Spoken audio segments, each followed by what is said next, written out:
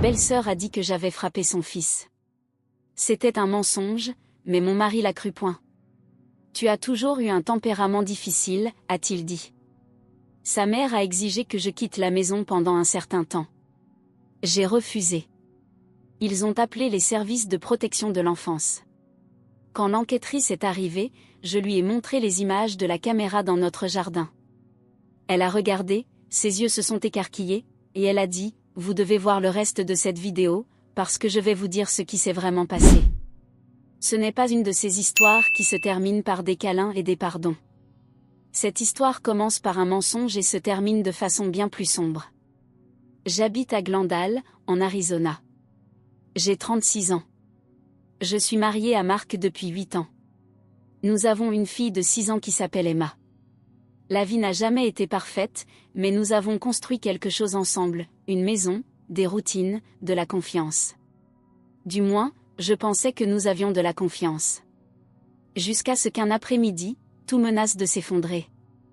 La sœur de Marc, Melissa, est le genre de personne qui se fait toujours passer pour une victime. Elle vit de crise en crise, mais d'une manière ou d'une autre, ce n'est jamais de sa faute. Son mari l'a quittée l'année dernière, et depuis, elle vit chez Barbara, la mère de Marc, à quelques rues de chez nous. Elle débarque chez nous tout le temps, sans être invitée. Son fils, Eden, est bruyant, agité et totalement indiscipliné, mais j'ai toujours essayé de rester patiente. Ce dimanche-là, je venais de préparer quelques tranches de fruits pour Emma quand Melissa est entrée par la porte arrière, tirant Eden derrière elle. Son visage était rouge, mais il ne semblait pas blessé, on aurait dit qu'il pleurait exprès.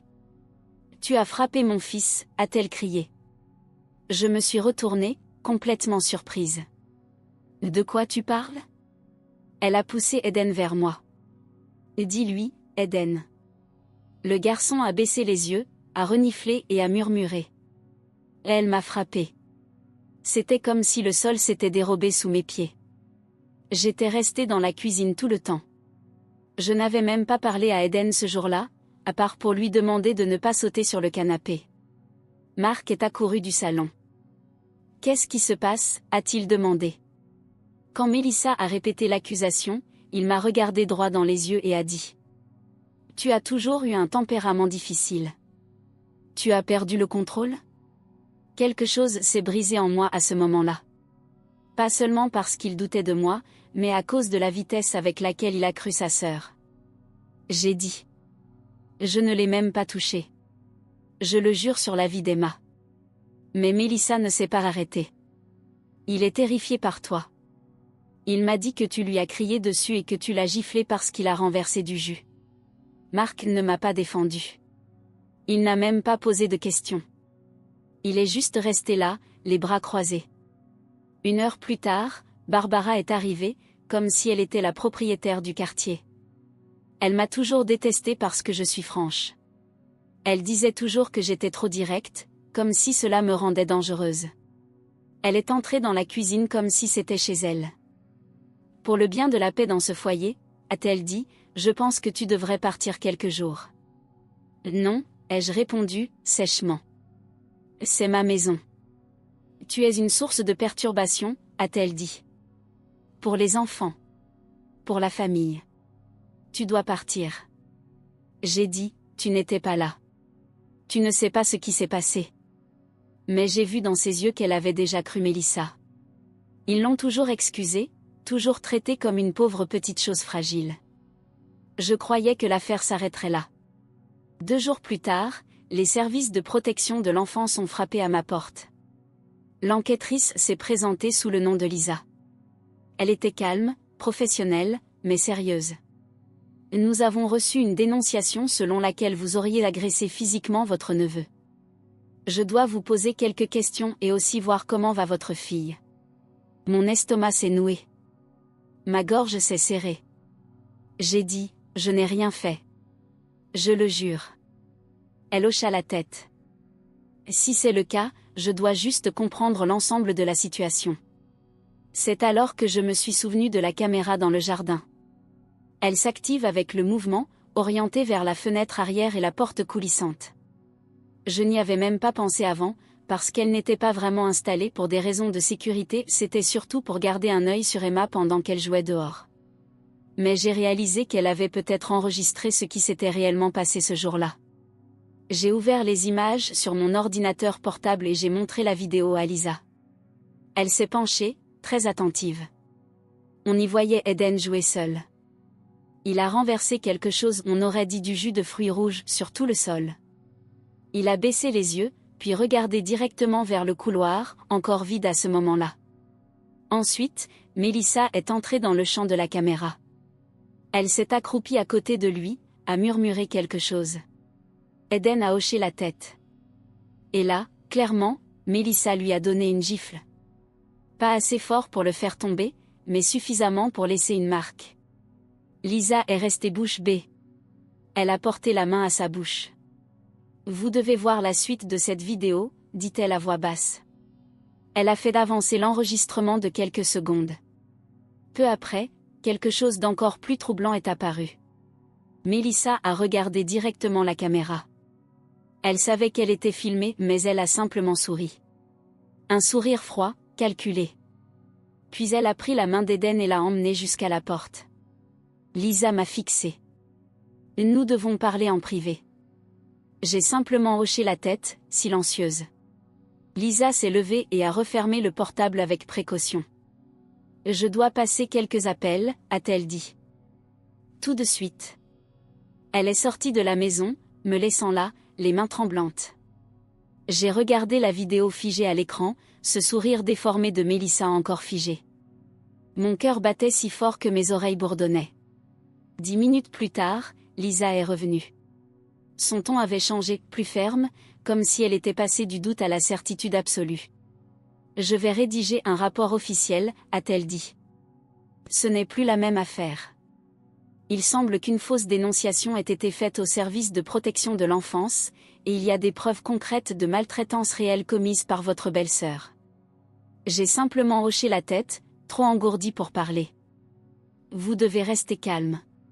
Ne confrontez personne pour le moment. Laissez-nous gérer cela. Elle fit une pause. Si vous ne vous sentez pas en sécurité avec ces membres de votre famille à proximité, il vaudrait peut-être mieux qu'un ami ou un proche vienne rester avec vous. Je l'ai remerciée, et elle est partie. Ce soir-là, Marc est rentré tard. J'étais assise à la table de la cuisine quand il est entré. Il n'a rien dit tout de suite, s'est contenté de poser ses clés, comme si tout était normal. Puis il m'a regardé. J'ai parlé à Melissa. Elle dit que maintenant, tu essaies de retourner la situation contre elle. Je me suis levée. Ma voix était calme, mais à l'intérieur, je bouillonnais. Tu veux voir la vidéo? Il a cligné des yeux. Quelle vidéo? J'ai pris l'ordinateur portable et lancé la vidéo. Il est resté là, silencieux, en la regardant. D'abord, sa mâchoire s'est crispée. Puis son visage est devenu pâle. Quand la vidéo s'est terminée, j'ai dit. Elle a frappé son propre fils. Ensuite, elle lui a dit de mentir. Et ensuite, elle a souri à la caméra. Il s'est assis comme s'il avait reçu un coup de poing dans le ventre. Je ne savais pas. Et tu l'as cru, elle, au lieu de me croire, ai-je dit. Tu as laissé ta mère me demander de partir. Tu m'as traité d'agressive. Comme si j'étais dangereuse pour des enfants. Tu sais ce que ça aurait pu causer dans ma vie? Je ne voulais pas. A-t-il commencé, mais je l'ai interrompu. Tu ne voulais pas détruire ma vie? Faire croire à notre fille que je pouvais disparaître à cause d'un mensonge? Tu as laissé ça m'arriver. Il n'a pas répondu. Il est resté là, à fixer la table. Le lendemain, tout a empiré. Melissa est revenue, cette fois avec Barbara. Et Barbara n'avait pas l'air du tout désolée. Elle dit que tu répands des mensonges, a commencé Barbara. Elle dit que tu as monté une vidéo pour l'accuser. Tu crois vraiment que j'ai la capacité de falsifier une vidéo de surveillance, ai-je dit. Melissa s'est avancée, les bras croisés. Si tu montres ça à quelqu'un, je te poursuis pour diffamation. C'est illégal de filmer des gens sans leur autorisation. J'ai éclaté de rire. La caméra est à moi. La maison est à moi. C'est parfaitement légal, et les services de protection de l'enfance ont déjà l'enregistrement. Elle s'est tue un instant. Barbara a tenté de rattraper. Nous sommes une famille. Nous devons en finir avec tout ça avant que ça n'aille plus loin, dit Barbara. Tu veux dire avant que les gens découvrent ce qui s'est vraiment passé, ai-je répondu. C'est là que Mélissa a perdu le contrôle. Tu t'es toujours cru meilleure que nous, a-t-elle craché. Avec ta petite maison parfaite et ta gentille petite fille. Tu crois être juste, droite, irréprochable. Mais ce n'est pas vrai. Tu n'es qu'amère et bruyante, et tout le monde en a marre de faire semblant. Marc est descendu à ce moment-là. Il a tout entendu. Et, une fois encore, il ne m'a pas défendu. Il est resté planté là, comme s'il ne savait pas de quel côté se ranger. Alors, j'ai choisi pour lui. Tu la veux, ai-je demandé à Marc. Tu veux ce genre de poison dans ta vie? Alors va vivre avec elle. Moi, j'ai fini. Ce soir-là même, j'ai fait une valise et j'ai emmené Emma chez ma sœur, à Mesa. Le lendemain, l'enquêtrice m'a rappelé. Nous avons revu d'autres parties de l'enregistrement. Il y a autre chose, m'a-t-elle dit. Quelque chose que je pense que vous n'avez pas encore vu. Quoi, ai-je demandé. Il y a un passage où votre mari apparaît sur la vidéo. Il parle avec Mélissa. Et elle dit ce qu'elle s'apprête à faire. Mon sang s'est glacé. Quoi? Elle dit quelque chose comme « T'en fais pas. Je vais régler ça. » Demain, elle sera déjà partie. Et votre mari, il ne l'arrête pas. Il répond « Assure-toi juste que ça ait l'air crédible. » J'ai dû m'asseoir. Lisa a continué. Nous ouvrons maintenant une enquête distincte contre lui. Ce n'était pas juste un malentendu dans votre mariage. C'était un coup monté. Ce soir-là, je suis restée des heures à fixer le mur de la chambre d'amis chez ma sœur, avec la voix de Lisa résonnant dans ma tête. Assure-toi juste que ça ait l'air crédible. C'est ça que mon mari a dit à sa propre sœur. Ils ne faisaient pas que se soutenir. Ils avaient prémédité. Ils avaient planifié ma chute. Et maintenant, j'en avais les preuves. Je n'ai pas tout raconté à ma sœur tout de suite. Je ne voulais pas encore l'impliquer. Mais dès le lendemain, j'ai contacté une avocate. Une femme directe, nommée Clara. Elle n'a pas cligné des yeux une seule fois pendant notre entretien. Je lui ai montré la vidéo, donné les coordonnées de Lisa, tout raconté. Elle s'est adossée à son siège et a dit. Vous êtes assise sur une bombe. Ils ont essayé de vous piéger. Vous auriez pu perdre la garde de votre fille, votre travail, tout. Ce n'est plus un simple drame familial. C'est une guerre juridique. Le même après-midi, les services de protection de l'enfance ont rappelé. Ils ont convoqué Eden pour un second entretien, cette fois avec un psychologue pour enfants. Et sous pression, il a craqué. Il a dit la vérité. Il a dit que sa mère l'avait frappé et lui avait ordonné de mentir. Il a dit qu'elle lui avait dit, « Tata Rachel va disparaître un moment, mais toi, tu vas bien t'en sortir. » Il a même mentionné Marc. Il a dit, « Tonton Marc a dit que maman allait t'aider à tout faire rentrer dans l'ordre. » Je pouvais à peine respirer en entendant ça. Il n'essayait pas seulement de me blesser. Il voulait m'effacer. Le soir même, Lisa m'a informé que la procédure légale pour retirer temporairement la garde d'Eden à Mélissa avait déjà été lancée. Le conseil a qualifié cela d'abus manipulateur et de coercition émotionnelle. Et Mélissa n'en avait encore aucune idée. Mais ce n'était pas fini. 2 jours plus tard, j'ai reçu un appel étrange de Jake, un collègue de Marc. On se connaissait à peine. Il a dit. Je ne devrais peut-être pas vous dire ça, mais j'ai entendu quelque chose de bizarre. Marc parle de déménager dans un autre état. Il a dit que les choses allaient devenir compliquées avec vous et qu'il devait être stratégique. C'est là que j'ai compris. Il préparait sa fuite. Peut-être même avec Emma. J'ai appelé Clara immédiatement. Il allait fuir. Ce soir-là même, Clara a déposé une demande de garde d'urgence. Le lendemain matin, j'étais au tribunal avant lui. Nous avons obtenu une ordonnance restrictive temporaire et un mandat me confiant la garde physique exclusive d'Emma jusqu'à la résolution de l'affaire. Quand Marc est arrivé à la maison, valise prête et petit sac d'Emma à la main, les policiers l'attendaient déjà. Il s'est figé, l'air de quelqu'un qui vient de se prendre une gifle. « Tu nous as fait ça » a-t-il crié. « Non » ai-je répondu. « C'est toi qui m'as fait ça. » Un des officiers s'est alors avancé et a dit.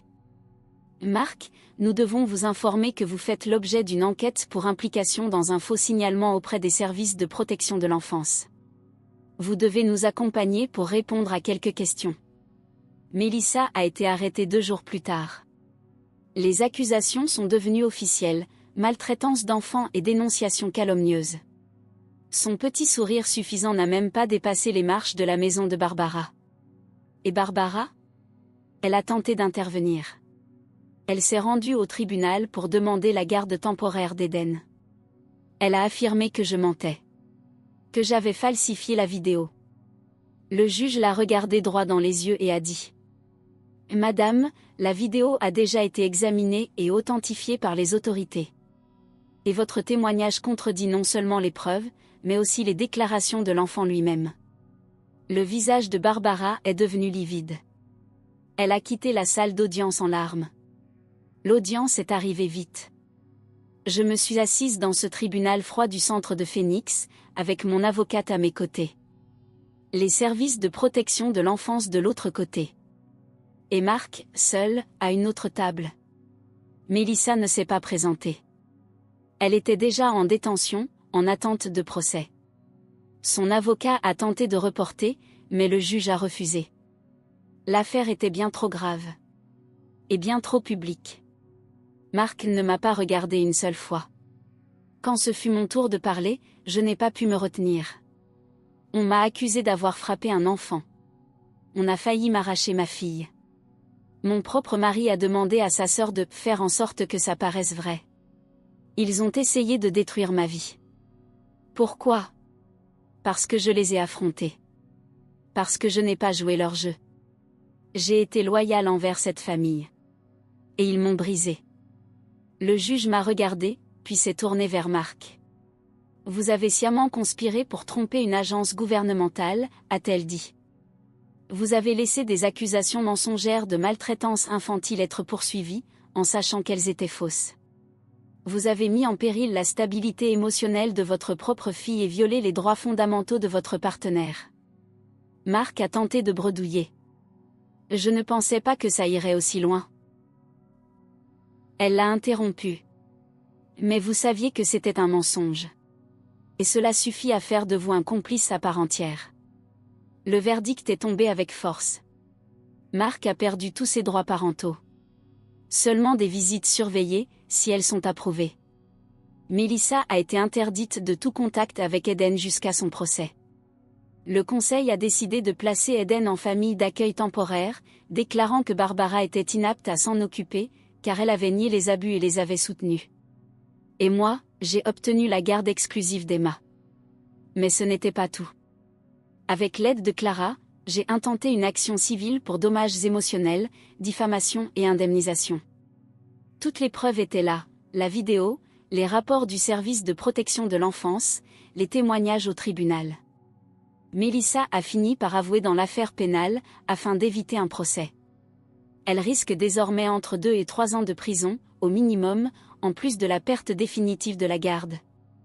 Marc, dans l'affaire civile, a tenté de négocier un accord à l'amiable. Mais j'ai refusé. Je voulais aller jusqu'au bout au tribunal. Je voulais que cela soit consigné noir sur blanc, qu'il avait tenté de me détruire. Quand l'affaire s'est conclue, le juge m'a accordé une indemnisation conséquente. Assez pour déménager, reconstruire ma vie, et garantir qu'Emma ne soit plus jamais exposée à cette famille. J'ai vendu la maison. J'ai pris Emma avec moi et j'ai déménagé vers le nord, à Flagstaff. Paisible, silencieux. Elle va mieux maintenant. Elle dort toute la nuit, elle rit plus souvent. Et moi ? Je me réveille encore parfois en me souvenant de ce moment. Du moment où Lisa s'est tournée vers moi et a dit « Vous devez voir le reste de cette vidéo. Ça a sauvé ma vie. » Mais je n'oublierai jamais ceux qui ont failli me l'arracher. Marc m'a envoyé un message une seule fois depuis. Il a écrit. J'ai fait une erreur.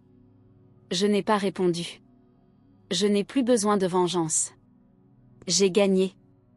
Commentaire de Madame Reddit. C'est terrifiant de penser qu'une personne puisse être victime d'un piège aussi cruel au sein même de sa propre famille, et pire encore, avec la complicité de son propre mari. Ce qui m'a le plus marqué, c'est que tout a commencé par un simple mensonge, et a failli se terminer par une vie brisée. Heureusement, la vérité a éclaté, et la protagoniste a eu la force et le courage de réagir, de chercher justice et de reconstruire sa vie avec dignité. Des histoires comme celle-ci nous rappellent l'importance de ne pas se taire, de documenter les faits et de croire en sa propre valeur, même quand tout semble s'effondrer autour de nous. Et vous, que feriez-vous à sa place? Laissez votre avis en commentaire. J'adorerais savoir ce que vous avez pensé de cette histoire. Et voilà, c'est ainsi que se termine une nouvelle histoire bouleversante de Reddit. Si vous avez aimé, mettez un like, partagez, et abonnez-vous à la chaîne pour d'autres récits incroyables. Ne manquez pas le prochain.